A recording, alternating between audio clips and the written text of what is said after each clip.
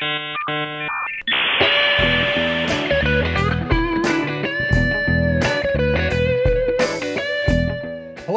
and welcome to another episode of Infoversity. My name is John Jordan, and I'm coming to you from the School of Information Studies at Syracuse University. Our guest today is Jim Enwright, an accomplished IT leader with more than 20 years of experience across information technology, information security, enterprise risk management, IT architecture, and project management. Jim has worked in both public and private sectors, including banking and finance, healthcare, gaming, and education, where he's provided strategic direction and led teams on local, national, and international levels. In addition to his leadership roles, Jim is a senior adjunct professor at the school and a professor of practice in cybersecurity at Lemoyne College. He holds a Doctor of Professional Studies, a master's degree, and a certificate in advanced studies in information security management from the iSchool. He also has a bachelor's degree in information science from SUNY Oswego. Welcome. Glad Thanks, you're here. John. So, the DPS, which you just finished in May, is a practitioner-focused program, but it requires a research focus. How did you navigate the fine line between understanding a problem and solving a problem? So it wasn't easy, as you know, with countless conversations with me as I came through the program. When I started the program, I really was trying to solve everything. So I was taking the approach of, hey, I'm coming into this and I want my thesis to be all about solving why there's a lack of women in the cybersecurity field. And in our conversations with my committee members, a lot of it came, down to, instead of trying to solve the problem, let's understand what the current state is first. Let's observe and see, why are there, so few women in cybersecurity? And it got me to kind of think about things a little bit differently. And that sort of led to my research questions, which are, why do women pursue degrees in cyber in the first place? And then what are the social experiences that they have that impact them wanting to continue that? So it went from, trying to solve this huge problem to let's focus on some of the causes for it.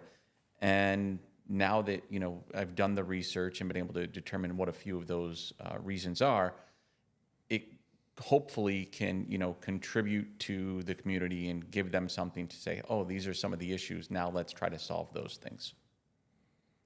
So given what you learned about women studying cybersecurity at the undergraduate level, which is your day job, how are you teaching differently now? How are you sort of conceiving of cybersecurity differently now, given what you studied and learned? So one of the things kind of going into my research, and when I finally figured out the research questions, I was expecting there to be a heavier focus on the reasons women got into it and some of the experiences being around the academic side of it. And it really was far less on the academics and much more on the community and their personal interest. So some of the main factors, when I was looking at my research questions, why women get into cyber in the first place, had far less to do with because they were really, really, into the academics of cyber. And it was more to do with, like, they really had an interest in IT, or they had a background in gaming and they liked kind of the technical challenges, or they had a parent or a friend or a mentor that were interested in cyber. And then once they got into a degree program, it was a lot more about a sense of community. It wasn't about what they were learning, right? There's a ton of different cybersecurity degree programs that exist out there, and it's not necessarily about the academics. It's about, do they have a sense of community where they are? Do they have people? This is a tough, challenging degree. So when they come up, and through a degree program like that, and they run into different obstacles, they need that kind of sense of community to fall back on. And that was one of the things that, a lot of the women that I spoke with were mentioning was, hey, we had, these clubs or these organizations or things of that nature. And that's what really kind of kept them in the program when they faced a lot of these hurdles and challenges. So now when I, look to, teach, I make sure that, we've got a community at this school, at Lemoyne where I teach, and even here at SU as an adjunct is, making sure that the students feel like, hey, there's other people here that are doing the same things as you. You can, go talk to these other folks. There's different national organizations, like I mentioned, Women in Cybersecurity or WESIS. So making sure the students are aware of, the different community aspects to hopefully help them, continue down this path. So 3 years ago, you were thinking, I probably should retool the curriculum. And 3 months ago, you figured out, no, I need to buy more pizza. Yeah, basically. So, it was far less about, these classes aren't working and, we need to change this, and more about, no, let's, build this community here at the school. So, when I started at Lemoyne, this was 7 years ago, the cyber degree major was brand new. And within a year, we had a cybersecurity club. And then a couple years later, we had a Women in Cybersecurity club. And last year, we ended up adding Capture the Flag club. And then we're now looking to start a mentor program where seniors and juniors will be mentoring sophomores and freshmen. So when these freshmen come in, and one of the key issues that I found in the research is the experiences women had was this imposter syndrome. But a lot of people, when they think imposter syndrome with women in cyber, it's because, hey, I'm going into this field and there's a lot of guys there. And it was far less about that. It was imposter syndrome in that they were new to the field and they didn't have a lot of knowledge around cybersecurity and didn't know what they didn't know. So they would come into this field, as newbies and be intimidated by, oh my gosh, that person over there has got this, huge background in coding, or they come from, doing IT. And it really is about, hey, no, you belong here. You're welcome here. Everybody is exactly where you are right now. And your instructors and the community will teach you what you need to know, moving forward. So really kind of, giving the students, this sense of community and, opportunities to learn outside of the classroom. And I tell a lot of my students in this field, you really need to be passionate about what you're doing. And it doesn't just end, after 4 years of getting a degree or, a master's or whatever. This is something that's lifelong learning, and you need to be passionate about it because it's going to constantly change, and we're seeing it constantly changing.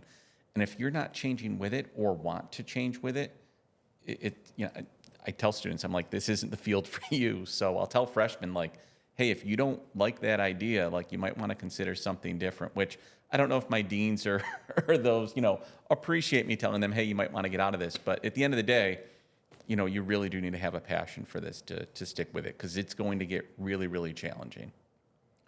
So sticking with the social aspect, but now looking back on your own doctoral student experience, the cohort is a really important part of the program, but every cohort is unique. So how did cohort 2, your cohort that graduated in May, find its collective identity? What moments stand out for you looking back at it? So I love our cohort. And like even now, like we'll still get together on occasion and chatting with each other and texting each other. We like to refer to ourselves as the chill cohort, which may have gotten us in trouble with you a few times where you had to get on our case a little to get some things done. But I really think the residencies that we had where everybody was able to come together and meet and, just immerse ourselves in this, and everybody's learning at the same time with all sorts of different backgrounds. I mean, we have, people in quantum, people in marketing, people in education, and we were all really kind of able to come together and learn from one another and keep each other on task. And like I said, we like to refer to ourselves as the chill cohort. So there was a lot of times where, deadlines would come up and, you would tell us, hey, we need to make sure that we're hitting these marks. And we'd be like, all right, well, do we really need to hit it, exactly on time? But when it came down to it, I think a lot of us were there to help one another and get us to meet the deadlines, in time for when they needed to be met. And it was, I think, a lot of really, spending those weekends or those weeks where it was just, okay, guys, we've got 2 weeks before this is due. These next few weekends, it's just heads down and, bust your butt, make sure that you get stuff done. I know some of the folks in the cohort, got Airbnbs together just to go and be like, hey, we're removing ourselves from the family for this weekend because we've got a deadline coming up. I spent countless hours in my dungeon, as my wife called it, surrounded by sticky notes all over the wall, where it was just, hey, it's a heads down moment and we just need to kind of focus. So I think our cohort, looking back and reflecting on it, we were all really there for each other, supported one another. Anytime anybody needed anything, it was like, hey, do you want to jump on a call? Oh, I can't until like 11 o'clock at night. That's fine. We'll jump on at 11 o'clock at night. When it came time for getting ready for our thesis defenses, a lot of us, like countless weekends,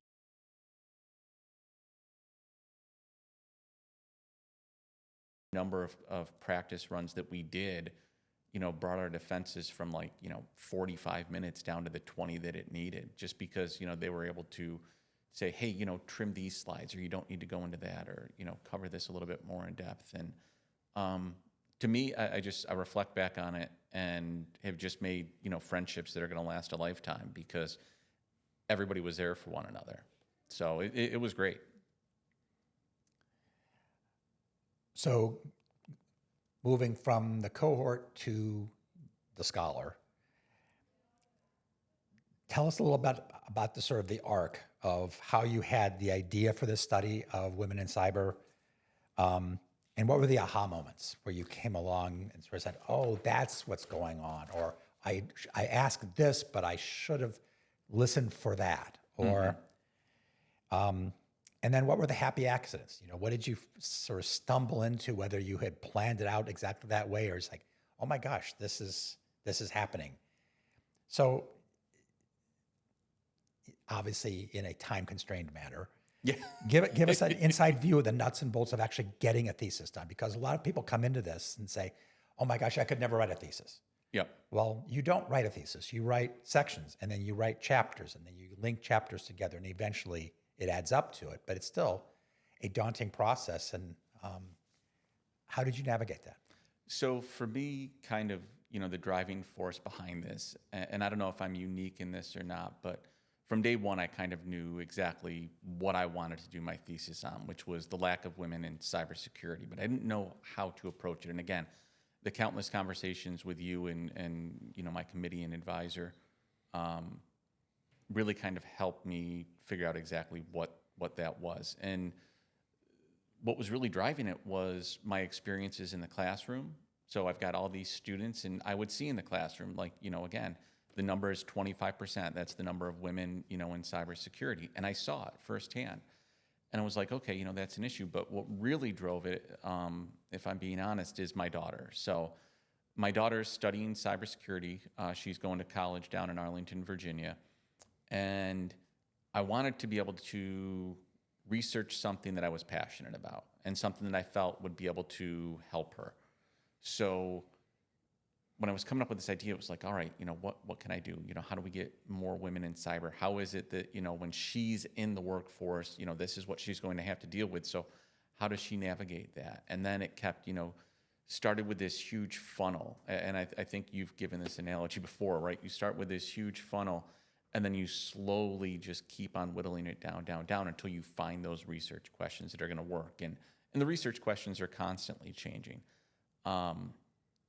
But for me, it was, really trying to figure out, okay, well, let's look at, women in cybersecurity degree programs, which is something I know a lot about. And trying to figure out, what can help my students, help my daughter, in her studies. So that was really kind of the driving force behind it. As far as like the aha moments or kind of, how do you get from, hey, I need to do this thesis, and it's like, that's crazy. Like, I'm not a writer. That's the last thing in the world I want to do. So to me, it was like, how the heck am I going to get, all these pages written? And, I think a lot of it has to do with the way that the program is structured, which is, hey, we're not going to focus on everything at once. We're going to start and focus on, let's come up with an introduction on what you want to do. And, kind of the first year of the program, it's figure out, what you want your research to be on, and then see what literature exists already on that topic. So you can kind of try to position yourself with what already exists. Like, you don't want to do something that's already been done before. So you want to add something new. So being able to break it down by chapter, to me, was incredibly helpful. So, coming up and doing your literature review, and then, figuring out what method you want to use. And for me, the method was kind of from day one, I kind of knew what I wanted to do, which was interview women in cybersecurity degree programs and women that are faculty members at schools and have gone through cyber programs before. So I knew I wanted to do interviews rather early. So then it was just a matter of actually finding and making the time to, conduct those interviews and getting the people who would want to be interviewed for this. And then once that happened, kind of back to, what you were saying, those aha moments, right? I kind of went into it thinking, okay, a lot of the reason that, there's not a lot of women in cyber is, negative experiences with men, things of that nature, the imposter syndrome that I had mentioned before. And while a lot of the women I spoke to did have negative experiences with men, that really didn't drive them to stay in the field or get out of the field. It was really more around, hey, my dad or my mom, were in cyber before this, and that's why I decided to get into it in the first place. And once I got in there, it was the imposter syndrome of everybody else around me really knows this stuff and I don't. So as a newbie coming in, it was intimidating to them. Or other reasons that, women got out of it was like family. So for the same reason that women got into the field was also another reason why a lot of women got out of the field, where the family members would speak to them and would tell them, that's a field for a bunch of nerds. Like, why are you getting into this field? And they were just misinformed on what cyber was. And a lot of people said that, when they got into the field initially, they thought that it was like this super technical, really, intense kind of major and field. And it wasn't until they got into it that they realized cyber is, and I'll quote one of the women that I was speaking with, or I had interviewed, cyber is an industry of industries. It's not just technical. It's not just coding or networking or systems. There's the risk aspect to it. There's the policy. There's the law aspect of it. There's the security awareness and training aspect to it.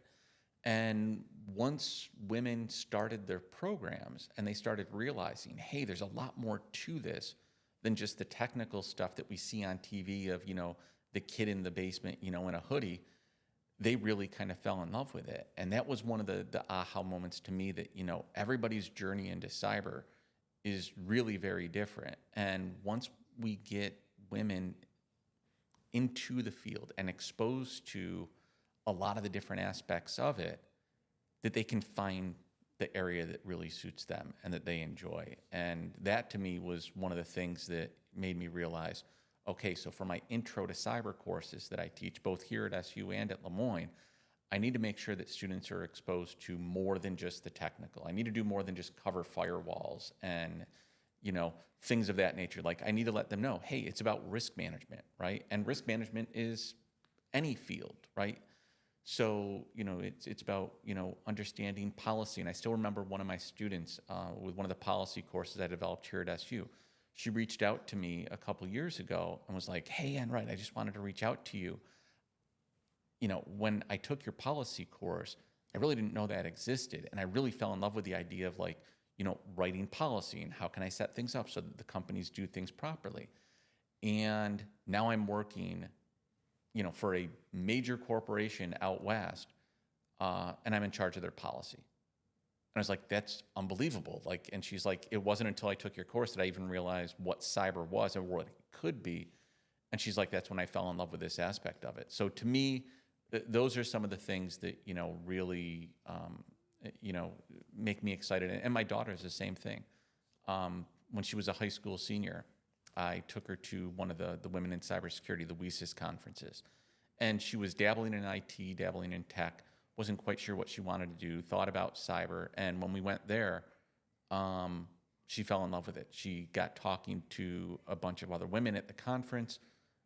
Ditched you, as I recall. What's that? She ditched Yeah, you. so Yes, she did. See you, Dad. I'm going off with these cool I was women. definitely a third wheel for sure. We went to a capture the flag competition at night, and I sat down with her, and kind of looking over her shoulder as she's doing things. And I'm like, all right, I'm gonna run and check on some other students. I'll be back in a little bit. Well, I come back and she's sitting there with this lady who she ponied up next to, and they were discussing sort of the different capture the flag things that challenges that they had. And I came back, I'm like, oh, hi. And, she introduced herself, and I'm like, okay, well, how things going? Good, good, good, good, good. And just kind of like, blew me off. So I'm like, okay, well, I'll just, go over here for a minute. And after like 10 minutes of just sitting there by myself on my phone, I'm like, all right, I think I'm going to go to the bar, and I'll check back on back in with you in like an hour. I came back, they're like heads down, and it's like, yeah, Dad, you don't need to be here. You can go. That's okay. And I'm like, oh, okay, well, I'll just hang out for a little while at the bar, or if you need me, come get me. But it was really fun to kind of see her, do her own thing. And afterwards, when I came back and they were done with the competition, she just couldn't stop talking, and it was awesome. So that was really, I think, one of her moments of like, wow, this is really for me. And that's why I think like organizations like WESIS and the conference that they do is so important, because, again, going back to the whole community aspect, you're not going into a room where, 25% is women and it's all guys.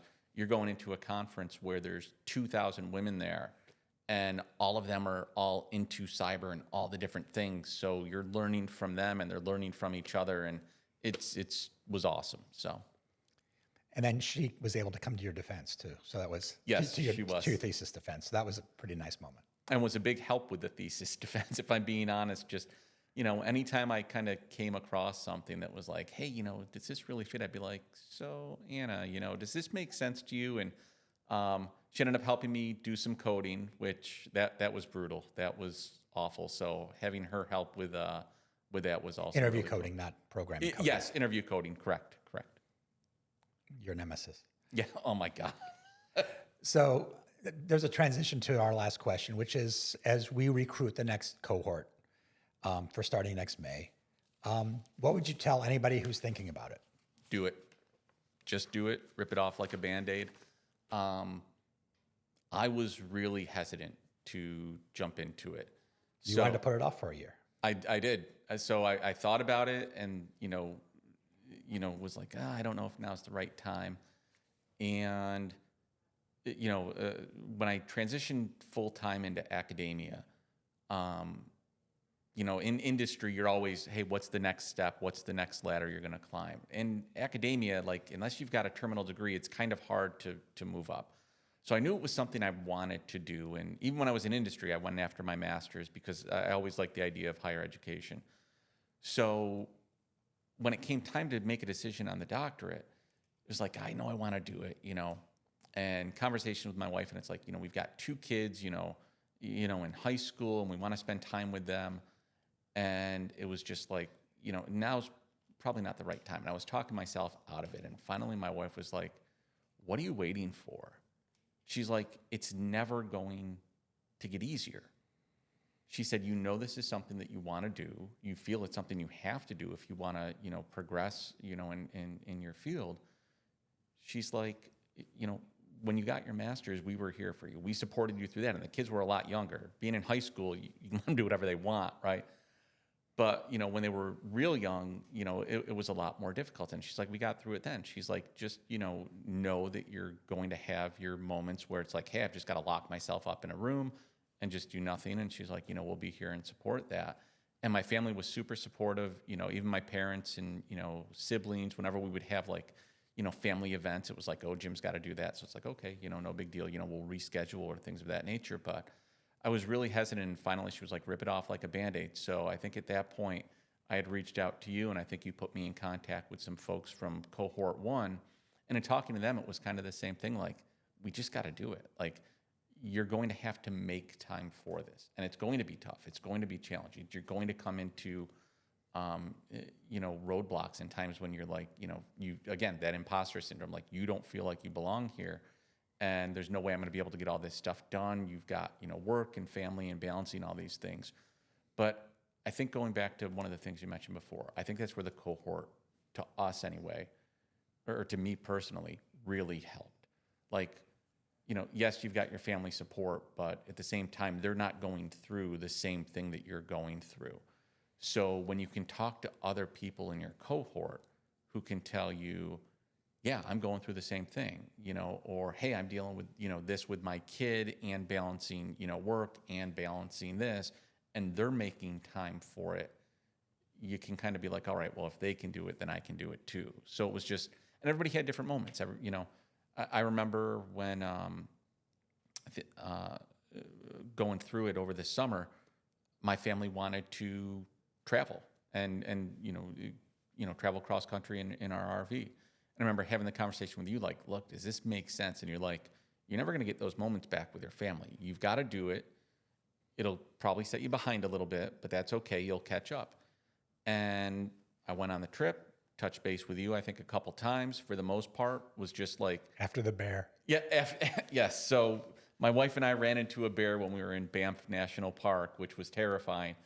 And John got to hear all about all the stories and the wildlife that we encountered. But it really was one of those things where you can still have that balance, but you need to pick your moments and you need to know that, hey, when this is done, I've got to buckle down and, get caught back up. And to me, of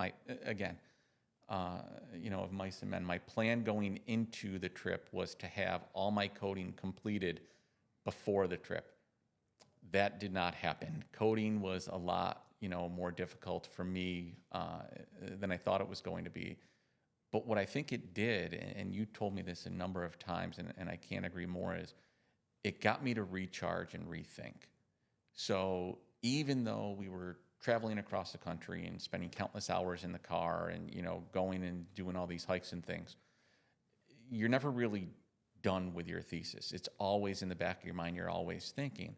So for me, it gave me the time to be like, hey, I was thinking this, but I really think it fits over here. And this is, again, where my daughter came in really helpful, is she was traveling with us. So I'd be like, does this make sense to you? And her advice on that. So it got me rethinking things and just the ability to step back, recharge. And when I came back, it was just like, hey, I'm back and I am fully charged and ready for this. And just buttoned down, got the coding done, shortly thereafter, started getting the drafts done. So for me, I would just tell anybody thinking about it, it's so worth it, right? Whether you're in academia, right? That was one of my main reasons for getting into it, or industry. Like, it just opens so many doors for you and opportunities, things that, it gets you to think about things in a different way. And to me, that's invaluable. So I would just tell anybody that's even contemplating it, go for it. Final words? If you're going to go for it, do it with passion. And with your spouse's sign-on. Yes, and with your spouse's sign-on. Because really, you are enlisting your family in this program. 100%. And that's why what I mean is like the family support. Like, I'm not getting through this without my wife's support to be like, hey, Jim's burying himself in the basement for the next 3 days because he's got this due. Or my kids being able to understand, hey, Dad's working on this, so, we're going to put, this off, or we're going to do it at a different time. You really do need your family fully on board. And like I said, like my parents, my siblings, like we vacation a lot together, and it was like, oh, okay, well, Jim's got to do this, for this. So can we push it back a week? And huge support. So having your family support is really, truly important. Like, make sure they're fully on board and they know what they're signing up for. Know that you're going to have time to be able to spend with them still, and you've got to make sure you're balancing that. But to pursue this, do it with something that has meaning for you. Like with me, like I said, from day one, I knew what I wanted to do.